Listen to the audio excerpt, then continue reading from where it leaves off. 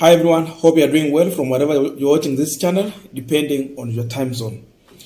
Now, when William Ruto raised issues to do with what happened during the election, Raila Odinga, as an individual or a candidate who was participating in that election, is yet to respond to this issue.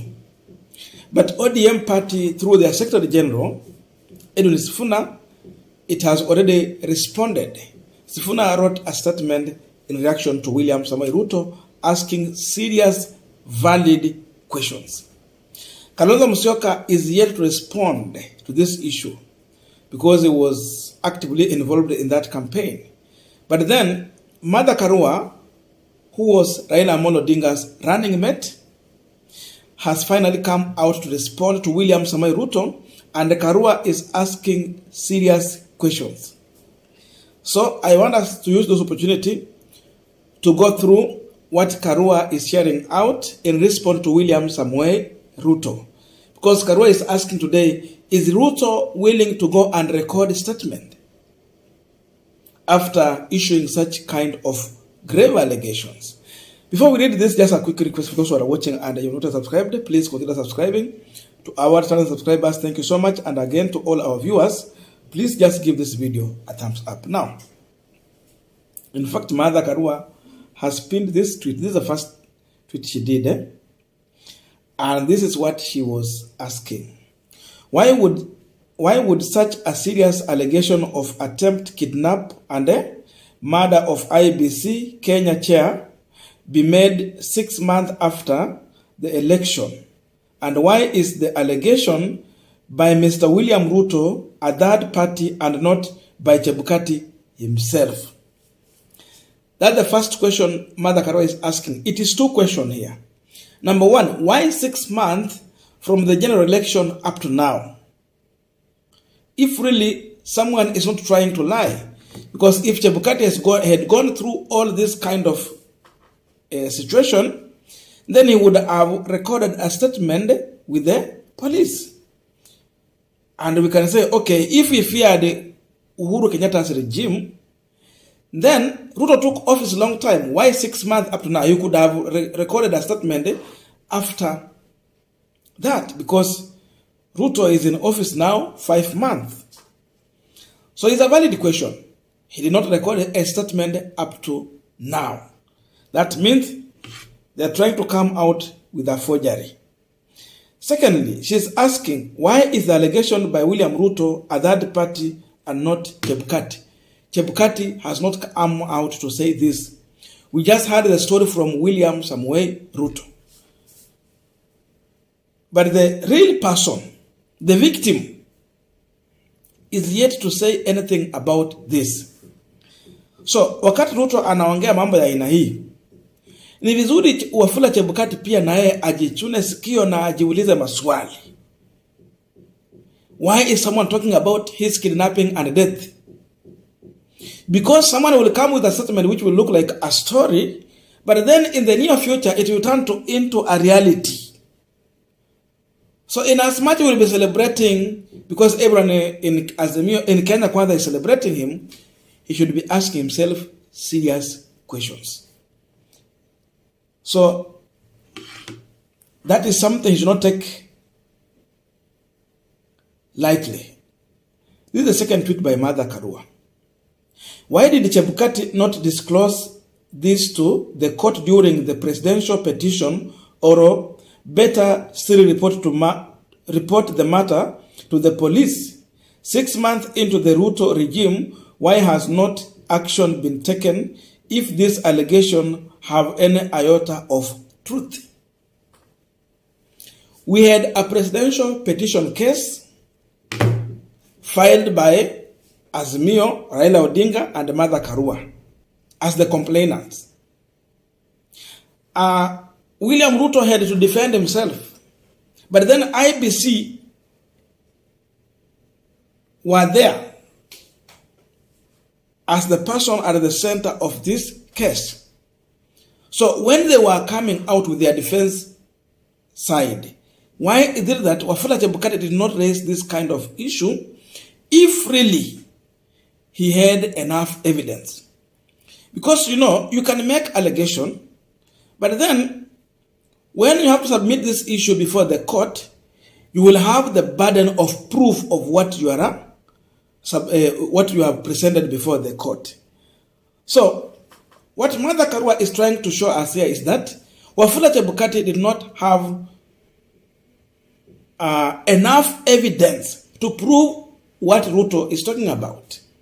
If he had enough evidence, because he's a lawyer also, then he could have done that during the presidential petition. He realized that he will have the burden of proof. And because this never happened, he could not raise such issue.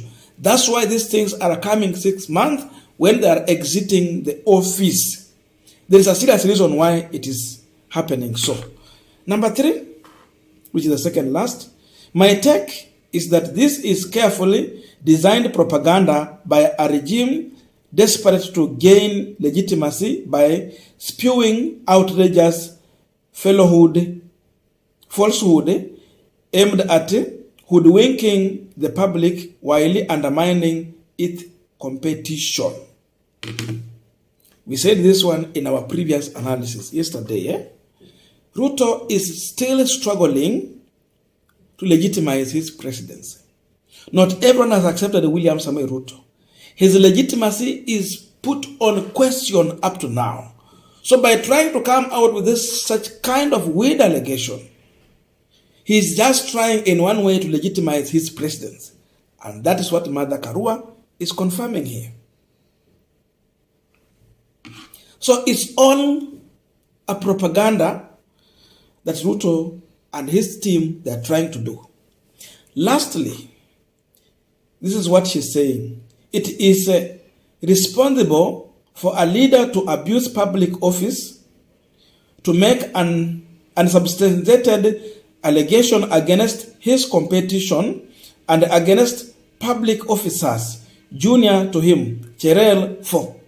Those who remember, to the extent of compromising the ongoing tribunal against one of them.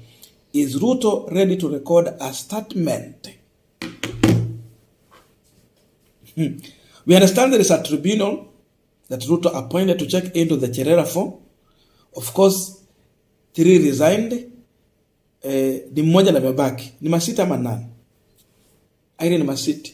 She's the only one who is facing that tribunal.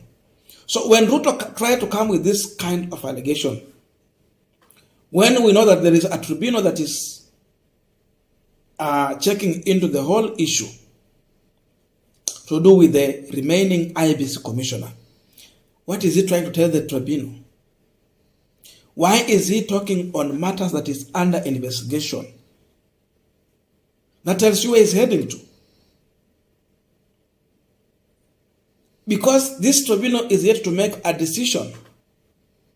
But Ruto is coming out with this allegation.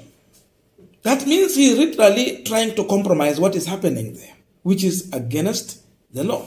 Once the matter is in investigation or in the court, you leave it for the court to do their work till the end. That's when you can comment on that case. But this is an active case.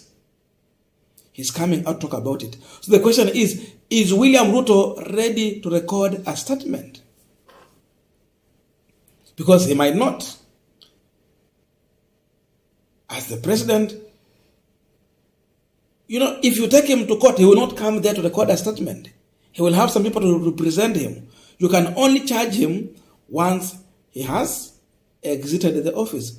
For example, if Uhuru committed some mistake, he's no longer in office. Right now, they can take him to court. So Ruto, as of now, he has been protected by the law. He has some kind of immune. You cannot prosecute him. So is he ready to record a statement?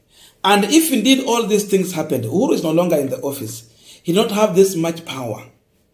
They can go ahead and do what? Deal with Uhuru using the court or anyone who was taking order from Uhuru or other officers. The truth is that the GSU officers who are protecting Wafula Chebukati are state officers. They're not the only one. And if there were other ones who were trying to intimidate him, stop his car, the way people are talking about, and those, the men of the cloth who are protecting Chebukati, if really these things happened, if the state had determined to deal with Wafula Chebukati, they would have done so. Na hata tunakumbuka Babu Owino alikuwa anasema siku nyingine alikuwa anaambia Karanja Kibicho, take an action, arrest Chebukati because he's subverting the will of the people. But what did Karanja Kibicho say? He was surprised and he told Babu Owino awache nini? Awache vita, inji itachomeka. If really they had such kind of plan. Na unaona hapa, Azimio believed walikuwa wanaiba kura zao, but Karanja Kibicho did not take any action. So, if these people had such kind of plan, it would have happened. But because they never had one, nothing happened. So all of this is just allegations Ruto is making here. That is a response from Mother Karua, which is making a lot of sense. Let William Samoei Ruto come out and respond to this.